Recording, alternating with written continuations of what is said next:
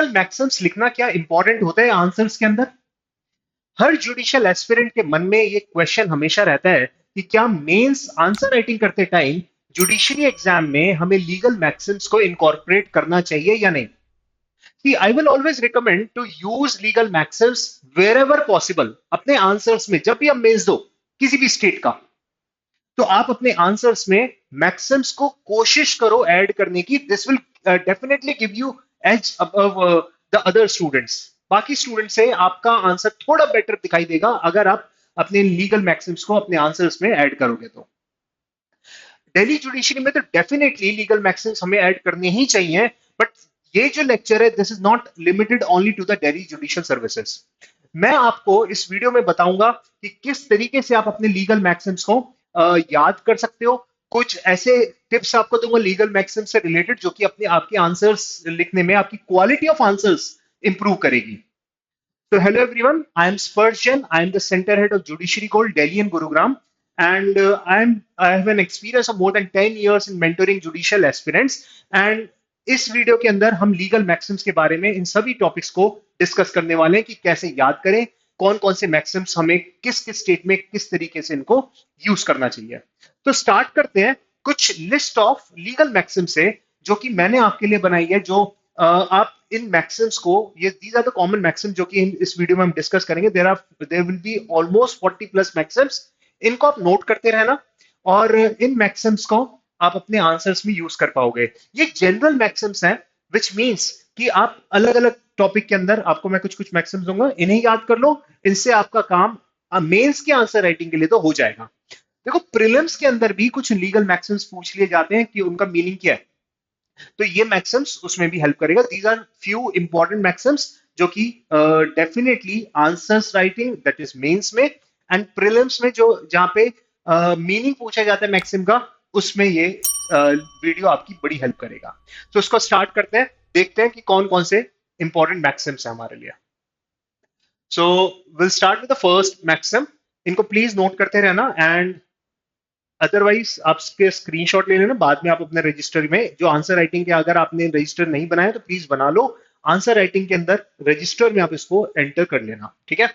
सो पहला है एब्सोल्यूटा सेंटेशिया एक्सपोजिटोर नॉन इंडिजेट. इसका मतलब क्या है? An absolute judgment needs no expositor. मतलब अगर एक प्रॉपर जजमेंट दी है तो वो फाइनल ही रहती है वो.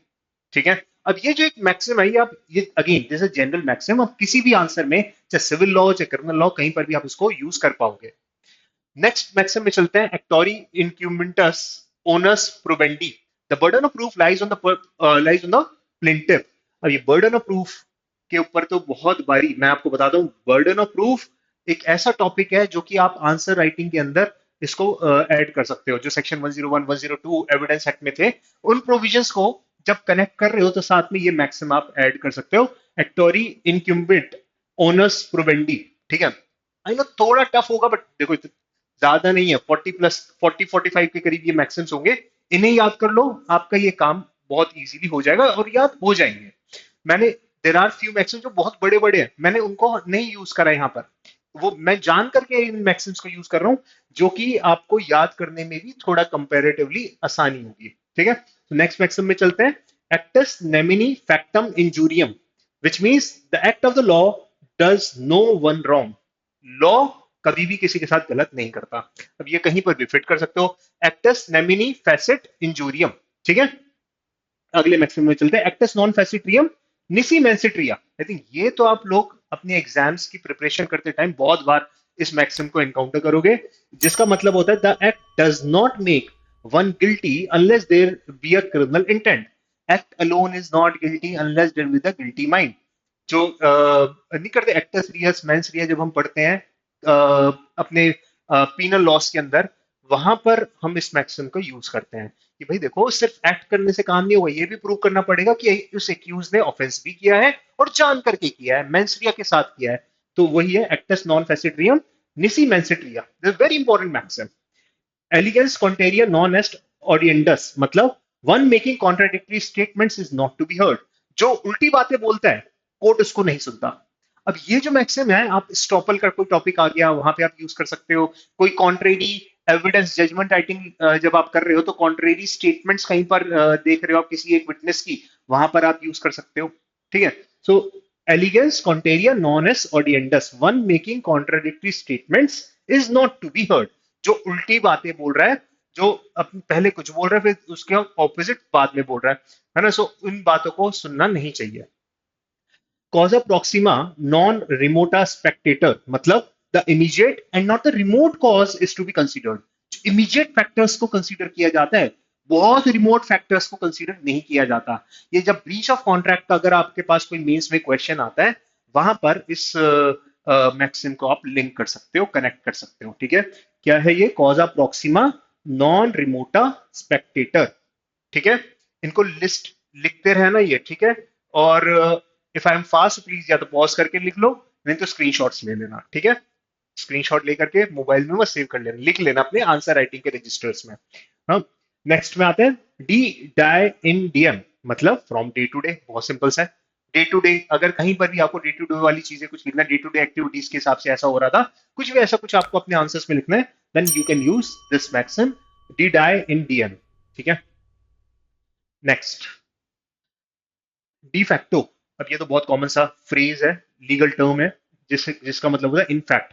डी फ्यूचुरा मतलब इन द फ्यूचर। एज इंटीग्रो एज रिगार्ड्स द होल। डिज्योर राइटफुल बाय राइट, इसका मतलब होता है इन लॉ। इसका डिज्योर का मतलब इन लॉ भी होता है, अगर आप लिखना है तो लिख लो डिज्योर डी फैक्टो इन फैक्ट्स, डिज्योर इज इन लॉ, और राइटफुल बाय राइट। ठीक है। Next, de minimis lex non curate. The law does not notice trifling matters. जो ट्रिवियल मैटर्स होते हैं, वो छोटी छोटी चीजें होती हैं, कोर्ट उनको कंसीडर नहीं करता है। जब भी कोई केस फाइल होता है बहुत छोटी चीज के लिए, कोर्ट उन चीजों को कंसीडर नहीं करता है। इनफैक्ट पीनल लॉज में आप देखोगे ट्रिफल मैटर्स वैसे भी जनरल डिफेंस के अंदर भी फॉल कर जाता है।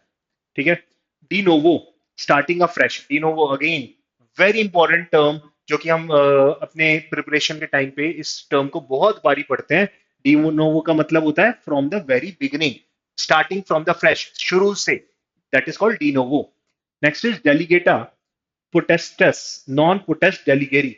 अब ये जो मैक्सिम है, ये वैसे तो एडमिनिस्ट्रेटिव लॉ के अंदर हम पढ़ते हैं, पर अगेन अगर आपके पेपर में कोई डेलीगेटेड लेजिस्लेशन से रिलेटेड कुछ आता है तो आप उसको यूज कर सकते हैं। इसका मतलब क्या है? जब जिस आदमी को कुछ चीज डेलीगेट की गई है, क्या वो फर्दर डेलीगेट कर सकता है? नहीं कर सकता। A delegated authority can not be again delegated. मैंने आपको सपोज कहा कि ये काम करो, आपने फर्दर उसको डेलीगेट कर दिया, दिस इज नॉट पॉसिबल। ठीक है। सो डेलीगेटेड अथॉरिटी फर्दर डेलीगेट नहीं कर सकते। ठीक है। सो इसका मतलब इसका मैक्सिम क्या है? डेलीगेटा पोटेस्टस नॉन पोटेस्ट डेलीगरी। ठीक है। ओके, नेक्स्ट मैक्सिम में चलते हैं। आई इनक्यूबिट प्रोबेशियो क्वे, इसका क्या मतलब है? The honours of proving a fact rest upon the man. अब ये जो मैक्सिम है ना, दो तीन मैक्सिम ये बड़े इंपॉर्टेंट है, ये अगेन बर्डन ऑफ प्रूफ में काम आएंगे। और बर्डन ऑफ प्रूफ एक ऐसा टॉपिक है जो मेंस में आंसर राइटिंग में आप कहीं पर भी यूज कर सकते हो। ठीक है। चाहे सिविल लॉ हो चाहे क्रिमिनल लॉ। फिर से देखते हैं। ए इनक्यूबिट प्रोबेशियो क्वे, the owners of proving a fact upon the man, एक आदमी के ऊपर ही होता है। A incumbit probatio qui dicit non qui negate. The burden of the proof lies upon him who affirms, not who denies. मैंने कुछ बोला, मुझे प्रूव करना पड़ेगा। मैं दूसरा उसको मना कर रहा है, ये नहीं बर्डन उस पे है। पहला प्राइमरी बर्डन मेरे ऊपर है, फिर रिबटल का बर्डन जाएगा उसके ऊपर। राइट। सो कहते हैं ना, one who asserts the fact has the burden of proving it, जो हम 103 एविडेंस एक्ट में भी पढ़ते हैं। One who asserts the fact, जो जो बोलता है 102 103 में जो हम पढ़ते हैं ना, जो बोलता है उसको प्रूव करना पड़ता है। अब जब उसी के ऊपर आप यहाँ पे मैक्सिम यूज कर सकते हो, ए इनक्यूबिट प्रोबेशियो क्वी डिसिट नॉन क्वी निगेट। अगला करते हैं एक्स न्यूडो पैक्टो एक्शियो नॉन ऑरिट्योर। No action arises on a contract without a consideration, an agreement without consideration is void. Again पढ़ते हैं ना हम सेक्शन 25 कॉन्ट्रैक्ट में, an agreement without consideration is void. उसी के ऊपर है ये एक्स न्यूडो पैक्टो एक्शियो नॉन ऑरिटर। No action arises on a contract without a consideration. अगर कोई कॉन्ट्रैक्ट बिना कंसिडरेशन के लिए, मतलब क्या, वॉइड एग्रीमेंट है वो, उसके ऊपर अगर उसकी वॉयलेशन हो भी गई तो कोई फर्क नहीं पड़ता। एक्स पार्टे, आई थिंक ये तो सबको पता ही होगा। एक्स पार्टे मतलब क्या होता है? Proceeding brought by one person in the absence of the other. तो मैंने ए ने बी के ऊपर केस फाइल करा, बी कोर्ट में आया ही नहीं, तो कोर्ट ने क्या करा, एक्स पार्टी प्रोसीडिंग्स कर दी, एक्स पार्टी जजमेंट सीधी पास कर दी। एक्स पार्टी मतलब only in the presence of one party, या फिर इसको ऐसे बोल सकते हैं in the absence of the other party. ठीक है। Ex post facto, by reason of subsequent act, by reason of subsequent act. ठीक है, ये हम आर्टिकल 20 ऑफ द कॉन्स्टिट्यूशन के अंदर इसको पढ़ते हैं, एक्स पोस्ट फैक्टो लॉज वगैरह। ठीक है, by reason of a subsequent act. Ex turpi causa non oritur actio, no action arises on an immoral contract। अगर कोई एग्रीमेंट इमोरल है तो उसके ऊपर कोई एक्शन अराइज नहीं होता। सेक्शन 23 ऑफ कॉन्ट्रैक्ट एक्ट के साथ ये कनेक्ट हो जाता है, जहां पे जो ऑब्जेक्ट या कंसिडरेशन है वो अनलॉफुल है। ठीक है, सो इमोरल कॉन्ट्रैक्ट के हिसाब से कोई एक्शन अराइज नहीं होता। नेक्स्ट में चलते हैं, जनरलिस रेगुलर जनरलिटियर एस्ट इंटेलिजेंडा, a general rule is to be generally understood. कोई ये इंटरप्रिटेशन ऑफ स्टैच्यू जब हम पढ़ते हैं तब हम इस मैक्सिम को देखते हैं कि जब कोई जनरल रूल है उसको जनरली एग्जामिन करो, कोई स्पेसिफिक मत करो। मतलब कोई एक जनरल चीज है तो उसको जनरली रहने दो। ठीक है, स्पेसिफिक मत बनाओ। So generalis regula generaliter est इंटेलिजेंडा, a general rule is to be generally understood. ठीक, आगे बढ़ते हैं। Ignorantia facti excusat, ignorantia juris non excusat. अब अगेन बहुत important maxim, ignorantia facti excusat, ignorantia facti excusat, ignorantia juris non excusat. मतलब ignorance of fact can be an excuse, but ignorance of law is no excuse. मुझे नहीं पता था law क्या है, ये कोई एक्सक्यूज नहीं ले सकते। हाँ, इस बात का नहीं पता था, उसका एक्सक्यूज ले सकते हो। राइट, फैक्ट नहीं पता था, आप वो एक्सक्यूज ले सकते हो। लॉ नहीं पता था, ऐसा कोई एक्सक्यूज नहीं ले सकते। ऐसे तो पूरी दुनिया यही एक्सक्यूज लेकर के बैठ जाएगी, मुझे तो कभी इस बारे में कुछ पता ही नहीं था। इन पेरी डेलिक्टो पोटियो एस्ट कॉन्डेशियो पोसिडेंटस, मतलब when the parties are equally in the wrong the condition of the possessor is better। जब दोनों पार्टीज की गलती है तो जिसके पास पोजेशन है माना, उसका थोड़ा टाइटल बेटर माना जाता है। ठीक है, in personam against the person, in personam in rem भी आता है यहाँ पर। इन पर्सन मतलब ए का सूट है बी के अगेंस्ट, तो वो इन पर्सोनम है। ए का जो ए और बी के बीच में जो डिसीजन है पूरे वर्ल्ड पे अगर बाइंडिंग हो गया, ठीक है, सो वो क्या बन जाता है, in rem, decision in rem, R E M. In personam होता है in the presence of parties, मतलब applicable between the parties. In personam होता है applicable against the whole world. ठीक है, जिसमें matrimonial, admiralty, insolvency, probate courts की जो जजमेंट्स होती हैं ये इन रैम होती हैं। ठीक है, अगला चलते हैं, लास्ट नॉट लास्ट मतलब इस स्लाइड का last, interest Republica res judicatas non rescindi. अब ये तो नाम से पता चल रहा है रेस जुडिकाटा का टॉपिक बहुत इंपॉर्टेंट होता है, वहां पर हम इसको यूज करेंगे। Interest Republica race जुडिकाटस non rescindi, it is in the interest of the state that things adjudicated be not rescinded. जब एक बारी कोई चीज डिसाइड हो गई है, एडजज हो गई है, उसको चेंज नहीं किया जाएगा, कोई उसको रिसाइंड नहीं करेगा, खत्म नहीं करेगा। ठीक है, इंटरेस्ट रिपब्लिका उत्सित फिनिस लिटियम, एक और मैक्सिम होता है ये, इंटरेस्ट रिपब्लिका उत्सित फिनिस लिटियम, मतलब interest of the state is to end the litigation. Right, उसी से ये बना हुआ है इंटरेस्ट रिपब्लिका। रेस जुडिकाटस नॉन रेसिडेंडी, मतलब एक बार अगर कोई चीज डिसाइड हो गई है उसको रिसाइंड नहीं किया जा सकता। नेक्स्ट में चलते हैं, थोड़े से और रह गए। रेस सॉरी, जुडेक्स नॉन पोटेस एसिटेस्टिस इन प्रोप्रिया कॉजा। अब ये प्रिंसिपल्स ऑफ नेचुरल जस्टिस में फॉल करता है। अ जज can not be a witness in his own cause, अपने कॉज में जज खुद विटनेस नहीं हो सकता। ठीक है, judex non reddit plus quam quad patience इप्से रिक्यूरिट, अ जज does not give more than plaintiff himself demands. Plaintiff मांग रहा है 5 लाख रुपए, जज कोई 10 लाख का ऑर्डर कोई ना कर देगा, जो मांग रहा है उतना ही तो मिलेगा। क्यों, वैसे भी तो कोर्ट फीस भी तो उसने 5 लाख पे ही पे करी होगी ना, तो उतना ही मिलेगा। जो प्रेयर में आप लिखोगे वही तो जज देगा, उससे ज्यादा कुछ नहीं देगा। तो इसमें क्या है, judex non reddit plus quam quod petens ipse requirit. अब इस मैक्सिम को order two rule two CPC के साथ कनेक्ट कर सकते हो। यहाँ पे लिखा है एक कॉज ऑफ एक्शन पे जो जो आपको क्लेम करना है सब कुछ एक बार में मांग लो, नहीं मांगोगे तो बाद में वो सब्सिक्वेंट सूट बार्ड है, वहां आप इसको यूज कर सकते हो। एक और, necessitas republica sorry necessitas publica est major quam privata, public necessity is greater than private necessity. Private necessity वैसे भी कोई डिफेंस नहीं होती, public necessity can be a defence. ठीक है, अगेन पीनल लॉज में पढ़ोगे आप, ये जनरल एक्सेप्शंस में पढ़ोगे कि public necessity can be a defence. Generally private necessity defence नहीं माना जाता है। ठीक है, बट कुछ केसेस में मान भी लिया जाता है। बट फिर भी अगर दोनों में कंपेयर करें, लोगों की भलाई और कहते हैं ना अपनी खुद की भलाई के लिए कर रहे हो, एक ये कि दूसरे सबकी भलाई के लिए कर रहे हो, तो ऑब्वियसली किसका बेटर माना जाएगा, पब्लिक नेसेसिटी। ठीक है, नेमोबिस punitur pro eodem delicto, no one can be twice punished for the same offence. ठीक है, ये डबल जियो पार्टी के साथ आप इसको कनेक्ट कर सकते हो कि एक ही चीज के लिए दो पनिशमेंट नहीं हो सकती है। Next, Nemo potest facere per alium quod per se non potest. No one can do through another what he cannot do himself. जो वो खुद नहीं कर सकता दूसरे से कैसे करवा लेगा, जो काम मैं नहीं कर सकता मैं किसी और से भी नहीं करवा सकता। ठीक है, तो इस क्या है ये, नेमो पोटेस्ट फेसियर पर एलियम क्वड पर से नॉन पोटेस्ट। आगे बढ़ते हैं। पर डेलिक्टम इक्वल फॉल्ट पेरी पासु, ये तो बहुत कॉमन है। पेरी पासु मतलब ऑन एन इक्वल फुटिंग, दोनों एक समान। Pendente lite nihil innovetur, during litigation nothing should be change. जब एक बार लिटिगेशन शुरू हो गई है तो स्टेटस को मेंटेन करना पड़ता है, एज इट इज रखना पड़ता है। पर curium in the opinion of the court, पर क्यूरियम होता है in the opinion of the court, पर इन क्यूरियम होता है इन इग्नोरेंस ऑफ लॉ। ठीक है, क्विड प्रोक्यो, इसके बदले वो, so consideration something for something, एक चीज के बदले दूसरी चीज, so that is called quid pro quo. Quid, quidsiquid plantitur solo solo sedit.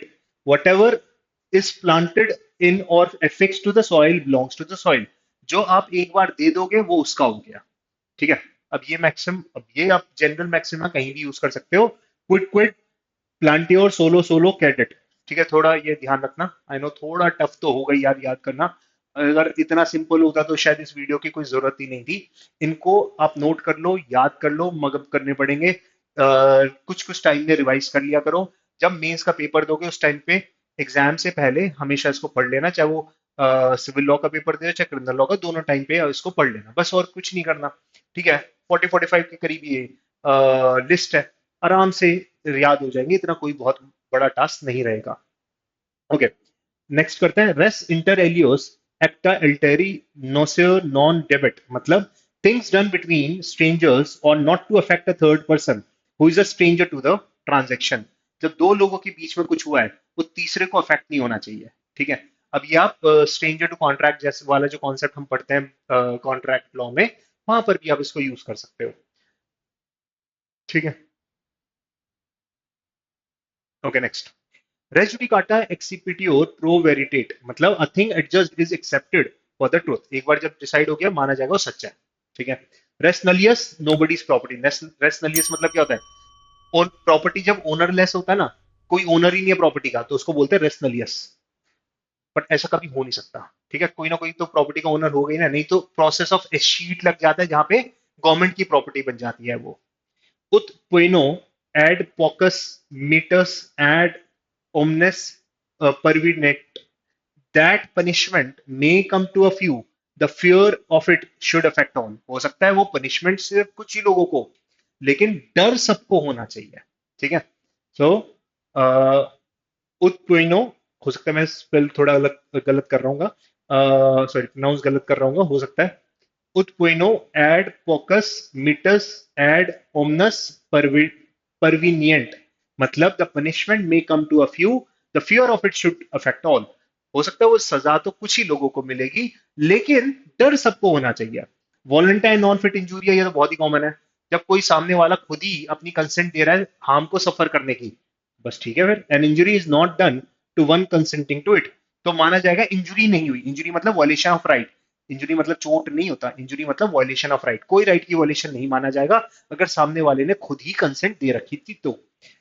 Next, voluntas in delictis non exitus spectatur, in offence the intent and not the result is looked at. Offences में mens rea ज्यादा important होता है। ठीक है, result क्या हुआ वो तो देख लेंगे, मतलब टेस्टियस इंपॉर्टेंट है बट उससे ज्यादा इंपॉर्टेंट है मेंसरिया, किया क्यों है। ठीक है, विजिलेंटिबस नॉन डोर्मिटिबस यूरा सबवीनियंट, ये बहुत इंपॉर्टेंट मैक्सिम है, बहुत कॉमन है। The law serve the vigilant not those who sleep, जो सो रहा है उसकी कोर्ट मदद नहीं करता। आप सो करके उठ करके आप 10 साल बाद कोर्ट में जा रहे हो और लिमिटेशन पीरियड निकल चुका है, कोर्ट उसकी नहीं सुनेगा। आपको विजिलेंट होना पड़ेगा, आपको अवेयर होना पड़ेगा, कॉन्शियस रहना पड़ेगा, तो उसी की कोर्ट सुनता है जो विजिलेंट होता है, जो अवेयर रहता है। ठीक है, so this is very important. Vigilantibus non dormientibus dormientibus jura subveniunt, please इसको याद रखना, ये बहुत इंपॉर्टेंट मैक्सिम है। ठीक है, the law serve the vigilant not those who sleep. So that's it. I think आप लोगों को ये जो मैक्सिम्स बताए हैं इनको लिख लेना। आई एम श्योर कि आपकी हेल्प करेंगे, आंसर राइटिंग में बहुत इंप्रूव करेंगे। दिल्ली जुडिशरी में तो इंपॉर्टेंट है ही, उसके अलावा भी सभी स्टेट्स के अंदर आपको मेंस में ये मैक्सिम्स लिखने चाहिए। कुछ याद कर लो, अराउंड 40-45 के करीब ये हैं, ये याद कर लोगे, इससे आपका काफी हद तक प्रॉब्लम सॉल्व हो जाएगी। प्लस प्रीलिम्स में भी एट टाइम्स इन मैक्सिम्स के मीनिंग्स पूछ लिए जाते हैं। Right, so thank you so much for watching this video. Just last information, we are starting with a new batch at Delhi Judiciary Gold Center on 9th of September. 9 सितंबर से एक और हमारा नया बैच आ रहा है। अगर अभी तक आपने जुडिशरी प्रिपरेशन के लिए आप प्लानिंग कर रहे हैं, अभी तक हमारे यहाँ पे डेमो क्लास अटेंड नहीं करी है, हमारे मेंटर हमारी फैकल्टी से अगर आप नहीं मिले हैं, तो आप हमारे सेंटर पे दिल्ली जुडिशरी गोल्ड सेंटर पे विजिट करिए, एंड मैं भी आपसे वहीं पे मिलूंगा। सेंटर कहां पर है? जीटीबी नगर मेट्रो स्टेशन गेट नंबर 1 से जैसे ही बाहर निकलेंगे आपको हमारा सेंटर दिखाई दे जाएगा, केएफसी के फर्स्ट फ्लोर पे है। एंड बहुत इजीली आपको you will be able to find it. हमारा सपोर्ट नंबर है 9355688886। इस पे आप कॉल करके अगर कोई भी आपको कोई क्वेरी है रिगार्डिंग योर जुडिशरी प्रिपरेशन करते टाइम कोई इश्यूज आ रहे हैं, आप कोचिंग लेना चाहते हैं, आप काउंसलिंग लेना चाहते हैं, आप अगर कोचिंग नहीं भी ज्वाइन करना चाहते हैं लेकिन आपको कोई और हेल्प चाहिए जुडिशरी से रिलेटेड, तो आप हमारे इस नंबर पे कॉल करके आप अपनी सभी जुडिशरी प्रिपरेशन की जो भी रिक्वायरमेंट्स हैं आप हमसे कनेक्ट कर सकते हैं। We will definitely help you, जितना हो सकेगा उतनी आपकी हेल्प जरूर करी जाएगी। Thank you so much for watching this video. I will see you in the next video. Thank you.